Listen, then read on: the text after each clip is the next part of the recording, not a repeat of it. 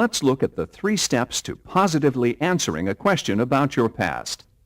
Step 1. Acknowledge the situation. Admit that you made a poor decision or bad judgment call. Employers want to know you take responsibility for your actions. Step 2. Be prepared to explain briefly what you learned from the experience. For example, if you were fired from your last job, briefly explain the circumstances that led to your termination. This is a very important point. The interviewer is not a therapist. Keep your answers short and do not spend the interviewer's time complaining about the other company. Step 3. Move on. Don't dwell on the experience or complain about your old boss or what you disliked about the company. Employers don't want to hear excuses or blame. If they do, they won't hire you. Using these 3 steps, we'll show you answers to questions that correspond to the different types of situations you may face. Let's start by taking a look at how to appropriately answer a question about getting fired from your last job. The interviewer says, "I see that you were terminated from your last job.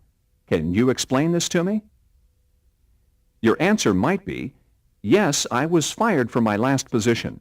Instead of being honest about the fact that I wasn't good in sales, I let my negative attitude affect how I did my job. I've learned that I'm much better at working in production, and that's why I've applied for this position."